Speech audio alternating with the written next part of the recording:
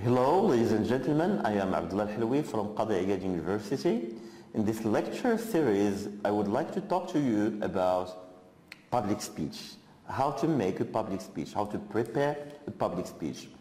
Well, I would like to start by talking to you about the power of public speaking. Why is it important to be a public speaker? Why do I want to become a public speaker after all? Well, so the objective here is to explain this to you. If you wish to make a difference in your personal, professional and social life, public speaking offers you the opportunity to make a difference in something you care about very much.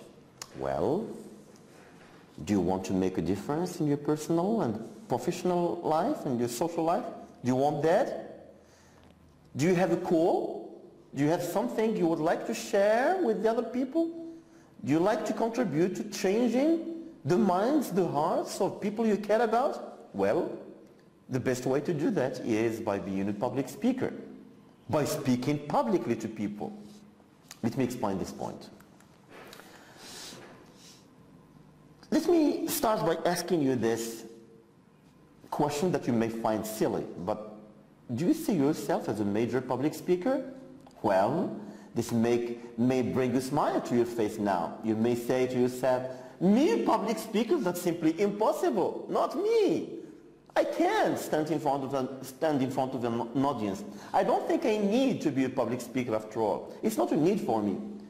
I cannot do it and it's not a need. You may laugh about this. Well, I know someone whose name is Anthony K. Van Jones. I think you know him too. You probably know him. He is an American environmental advocate, civil rights activist, and attorney now. This person was a regular person just like me and you. He had never dreamed of being a public speaker. He had never thought that one day he would stand in front of thousands of people and talk to them. Now, let me tell you something about this regular person. This person who is as regular as me and you. This person gives more than 100 presentations a year. Now, he has lectured at Harvard and Columbia universities. He has addressed the U.S. Conference of Mayors, the National Symposium of Climate Change, and the World Economic Forum. He was a regular person, just like me and you. But now he is what he is. Why? Because one day he decided that he has something in his mind, he has something in his heart, he has something in his soul that he wants to share with the others. The power of public speaking comes from your recognition that you have something that you want to impart with people you care for. If you wish to make a difference in your personal, professional and social life, public speaking offers you the opportunity to make this difference in something you care about very much. Do you care about someone? Do you care about your community? Do you care about the school in which you teach? Do you care about the association you belong to? Do you care about the political party you belong to? Do you care about your family? Do you care about people around you? Then you must have something you care to change in their lives. Public speaking will give you the medium, will give you the tool by which you can make this change. Let me keep explaining this point. I will just keep hammering on this point until you really understand the importance and the relevance of being a public speaker in modern life and in your personal life. Okay. Pericles is a Greek political leader who was born in 445 BC. He once said, "One who forms a judgment on any point but cannot explain it clearly might as well never have thought at all on the subject." The meaning of this can be explained clearly if we understand the contrast between these two expressions. Form a judgment, explain it clearly. Form a judgment is about what you have in your mind, in your heart. Explain it clearly is about what you can say, what you have on your tongue. So we have two things here. We have a brain and we have a tongue. You may have all kinds of good ideas in your mind. You have all kinds of good aspirations in your heart. You may have all kinds of right attitudes, right opinions in your brain. But if you don't know how to explain them clearly, how to voice them out, how to speak it out, then it's like you have never thought about them at all. The paradox of our life is this. It's not enough, it's not sufficient to just think, but it's also important to speak. Ancient Greeks used to believe that if you are dumb, that is to say, if you don't speak, then you are a slave. You are enslaved to what? You are enslaved to the power of not being able to share what you have in your mind with people. Why is it important to be a public speaker? It's important to be a public speaker because by being a public speaker you are able to translate what you have in your mind into words, into powerful words that can change your environment, that can change the minds and the hearts of people you care about. Okay, think about this contrast between forming a judgment and explain it clearly. Forming a judgment means having good ideas. Explaining clearly means explaining those ideas to people. Form judgment may mean reading books. Explaining clearly means saying what you learned in those books. Many people they read a lot of books. If someone is an excessive book reader, we call him in English a bookworm, like a worm getting into books. You can read, hundreds, thousands of books. But if you are not good in, if your power of speaking is not, if speaking ability is not powerful enough to explain what you learned from those books, so it's like you had never learned anything from them. Forming a judgment may mean that you are smart, but it's not, in modern life, it's not enough to just be smart. You should also be eloquent, being able to express your smartness into words. Forming judgment may mean having your head stuffed of good information. Explaining clearly should mean using that information to convince, to persuade, to apologize, to reprimand, to tell a joke, to explain to people what should be explained to them. Forming a judgment may be a point of power, but if we cannot explain it clearly, then it's like we didn't have it at all.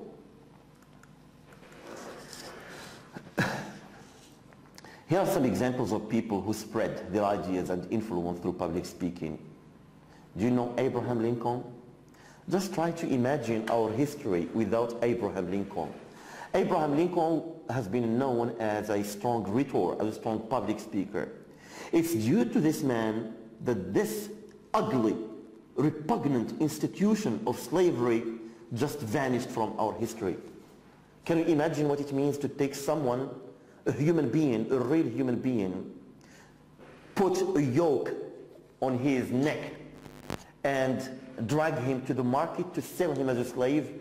Isn't it ugly? Isn't it repugnant? If it were not to this gentleman in the United States of America, we may as well find slavery markets in our modern Morocco, in our modern United States of America. It's due to one person that the whole institution came to an end. But how? It was through the power of his words. This gentleman was known for his convictions, but he was also known for the power of his words. It was the power of his speeches, the power of his explanations, the power of his voice that was able to convince people that this institution should vanish from our history, because it's a shame to take a human being and sell him as an animal or as an object in the market. It's the power of words. Think about this gentleman. I think you know him, Martin Luther King. It's thanks to this gentleman that blacks enjoy the civil rights that they enjoy today, if it were not to him, many blacks would have been denied the right to go to some restaurants, to go to the parliament, to use the same transportation vehicles equally with their, with the whites in the United States of America. So it was through the power of his speeches, the power of his words, that the United States of America enjoys the equality values that it is enjoying these days. It was not, they did not use weapons, they did not use,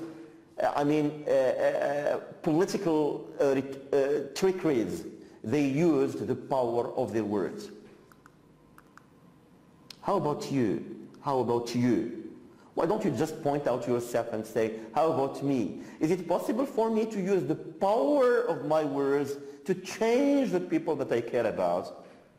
You may say to yourself, you may answer this question, well, that's fine for them, good for them, but what does it have to do with me after all?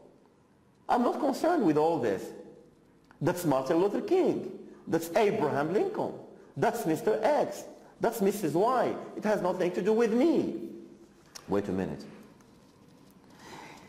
Try to imagine with me a probable situation where a public speech may make a real life difference in your personal life. Just think about it. Think, for example, about your career, your profession. Think about your family life. Think about your study, if you're a student. Think about what you want to do with your life in the future. Think about your job, about your relationships. Think about a situation in which you may want to speak publicly and convince people of your point. Well, here are some facts. Facts that you must learn. In a survey of 480 companies and the public organizations, communication skills, including public speaking, were ranked first among the personal qualities of college graduates sought by employers. So whatever the job you would like to have, just remember this, that the communication skill will be always at the top of the requirement. So according to the survey of 480 companies and public organizations, communication skills,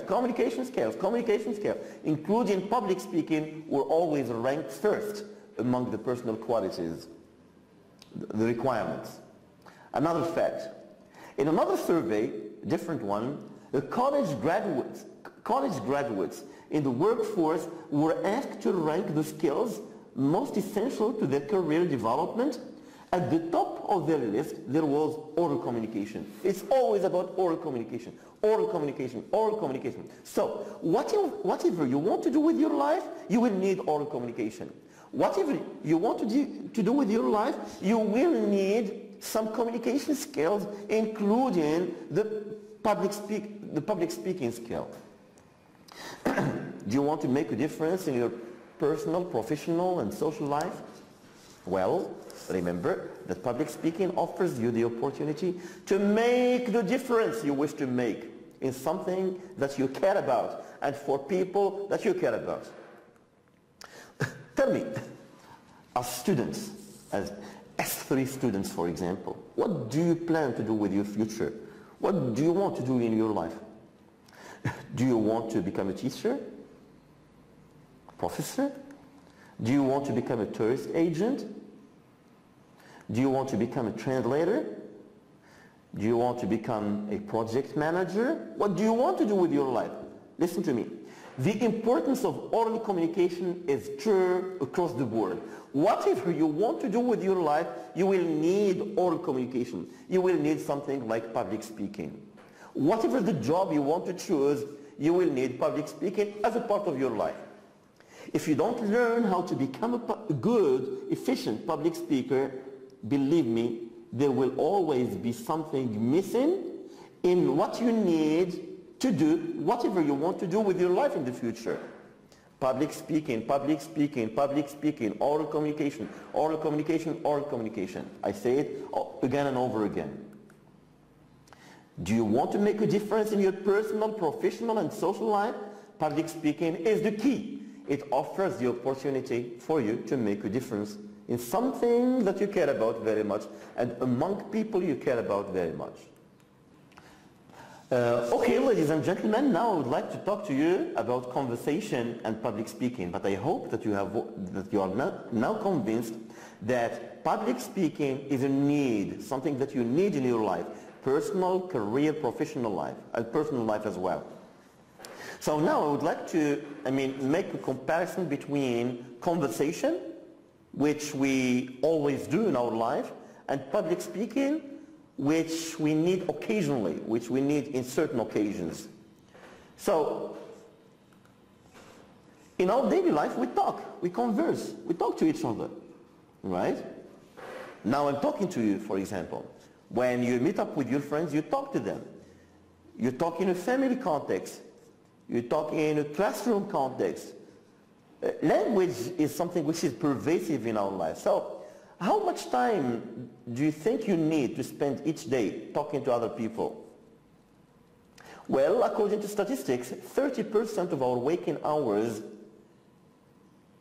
is spent just talking. We talk. 30%, which means something like the third of our waking life is spent just talking. We talk and talk and talk and talk. What do we do with this talking? We do all kinds of things. We apologize, we thank people, we make requests, we inform them, we laugh with them, we tell jokes, we gossip. Some people would even lie using their language. We rebuke, we reprimand, we do all kinds of things when we talk. And we don't stop talking. Just try to imagine, for example, a court with no attorneys, with no judges, because judges and attorneys must talk. Imagine, for example, a wedding party in which people do not talk at all, in which people do not congratulate each other, in which, guests do not have the chance to gossip about the bride and the groom.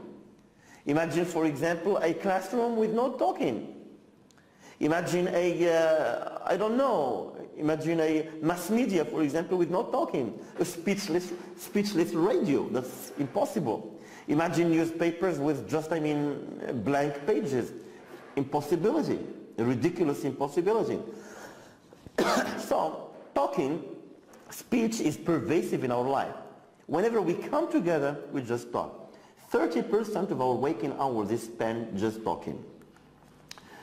Even when you don't realize it, you already employ a wide range of skills when you talk to people. When I talk to someone, I follow certain rules, strategies of making my talk relevant to the situation. I cannot just come and say anything. If we are sitting, for example, around a meal, no one of us can just pop up and say something like, 5 by 5 make 25. People will laugh. People would laugh if you say this, because it has nothing to do with the context of eating, of a meal. So when we come together, we talk and we have rules to follow when we talk. So here are some of the rules that you normally apply. For example, organizing your thoughts. If you tell a story, then you start from the beginning and you proceed, and then you end the story and you explain why you're telling that story. So you organize your thoughts. We tailor our message to your audience. So if I tell you something, then there must be a reason for telling you what I'm telling you. If I tell you, for example, a story, if I tell you, let's say, if I tell you an incident that happened to me in the past, there must be a reason, okay? There must be something that I would like to convince you of, that I would like to inform you about. So you tailor your message, you shape it and reshape it in such a way as to make it relevant to the topic of our conversation. When we tell a story, we try to find a story with the maximum impact. I cannot tell you any stories. I cannot just go back to my bag of memories and pick up any story from my past and tell you. There must be a reason for telling you a story. I adapt when I talk with someone. I try to adapt to my listener feedback. If you agree with me, then I can proceed. Otherwise, if you don't agree, I try to convince you. So I am trying to adapt myself to you. So these are rules that we follow, that we normally apply in our conversations, in our daily life. If you do these things, if you apply these rules, and of course you do, then you already have some of what you need to become a good public speaker. All that you need to do is to make yourself conscious of what you're doing. If you become conscious of the rules that you use in your regular conversation, then you have already started learning about what it means to become a good public speaker. Oh, okay. So let us see how we can apply these guiding rules in the following situation. Suppose, for example, that you are interviewed by the head of a school, in which you wish to work as a teacher of the English language. So you have applied for this job and now you are interviewed by the headmaster, for example. Okay. So how can you apply these rules? For example, organizing your thoughts logically. Is it one of the do's or the don'ts? Do you think you will organize your thoughts logically? Probably yes. Probably this is one of the do's. One of the things that your headmaster would like to know about you, if you are logical in your way of thinking, if you are linking your ideas well. Would you tailor your message to your audience? Probably yes, too. Because if for example, if the head asks you a question, you are supposed to answer that question. If he if he disagrees about something, or if he shows you that he is not totally convinced, then you should try to convince him. You should try to persuade him that you are the right person to choose. Do you tell a story of maximum impact? Maybe yes. Maybe you want to avoid telling stories, because normally stories are too long for interviewers to accept, to tolerate. But probably you may, pick up an interesting story to tell if you'd like to illustrate one point. Do you adapt to listener feedback? For sure, yes. You should do that. So all of these rules, is something that you want to apply even in an interview. Okay? But if you are conscious of them, you can make the best use of them. Now, so, even though there's a lot in common between a regular conversation and a public speech, still we should be aware of the differences. There are some major differences between the two that we should know about. Okay. I would like to state 3 differences between the two. Difference number 1 is that public speaking is more highly structured. The key word here, ladies and gentlemen, is the word structured. In a public speaking, we have a structure. One of the things that we will learn in this lecture series is how to structure your public speech. How to begin. We will have a whole lecture about how to begin your public speech. How to build the body of your public speech. We will have a whole lecture about how to prepare the body of your public speech. And how to conclude it. We will have a 3rd lecture about how to conclude a public speech. There are rules to follow to construct each one of these 3 parts. There are rules to follow in beginning your public speech, rules to follow in constructing the main body of your public speech, in which you use statistics, you use metaphors, you use quotations. So there are certain rules that you must follow, that you must learn. And there are rules to follow whenever you want to conclude, to bring your public speech into an interesting conclusion. So the first difference is that in public speaking is always structured. A regular conversation is not. But the public speaking is structured. That's why we should learn about how to structure it. Do you like to become a public speaker? Then try to learn the rules of constructing, building the structure of public speech. The second difference is that public speaking requires more formal language.